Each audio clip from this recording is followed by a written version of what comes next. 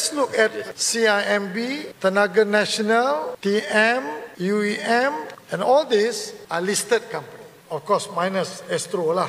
Dia pun dah tak berapa bagus lah. CIMB, Tenaga ni memang steady. CIMB, Tenaga, TM, ini semua bagus. Pandangan saya ini, I know you will not agree, tetapi saya rasa, tapi saya cuba. Cuba. Ini good.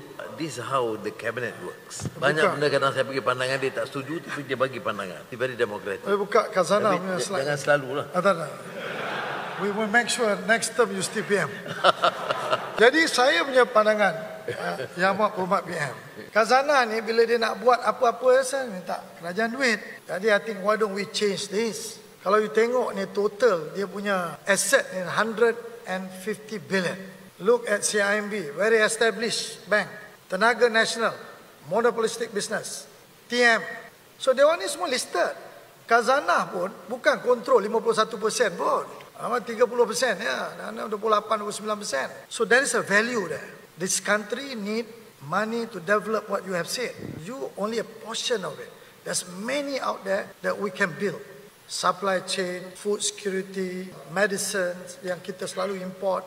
But entry barrier, risk. Khazanah punya listed company tadi tu, yang successful give steady dividend. You talk to all this kita punya fund ni, KWSP, PNB, Tabung Haji, because these are all dividend paying investment.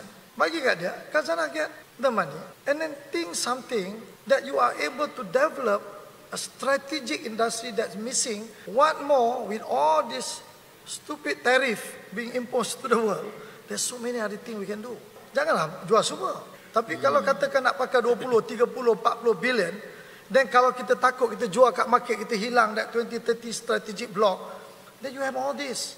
And all this fund like KWC, PNB, all that, they are ever ready to take 5%, 10%, and they enjoy the dividend is much more higher than even your MGS. Meanwhile, Khazanah have that 30, 40, 50 billion up to how much they want to sell this strategic block. And you don't need to put an effort there because all this management is well intact in the respective companies. So you start thinking about how do we create a supply chain requirement for all the investors to come here. And they import, we give them notice, next 3 years, we are coming to be our suppliers. Or, macam Datuk Noh Sari sebut, too big to fail. Ya betul lah, too big to fail. Yang kita kasi naikkan investment sampai jadi big, kenapa? Because macam Sapura. You end up PNB own 40%. Jadi bila company ada masalah, terpaksalah dia kena tolong. Sebab dia ada larger shareholders. 40%, 30%. Tapi kalau kita kontrol 5%, atau 10%, bila company tak bagus, kita reduce lah kita punya holding. Jadi tak adalah parah-parah nak kena guna PM juga, yang kena maki PM juga. Bila nak tolong, nak tolong lah. Jadi PM pun come up with justification. Kita nak tolong ni, tak boleh. Ramai lagi masalah ni kita kena tolong. Jadi kalau kita tolong satu saja sektor, orang lain akan bising. So jadi ini sebenarnya akan menyebabkan kita membuat sesuatu gagal kerana kita letak kepada tempat yang tidak ada talent. I bagi you example. 1MDB, such a fantastic idea to invest. I believe if that investment is channeled through Khazanah, banyak benda boleh stop.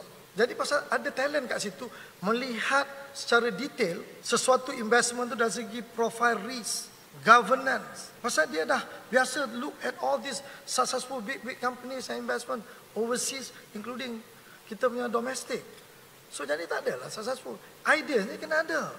Jadi kalau kita takut ideas, kita takut gagal, no problem.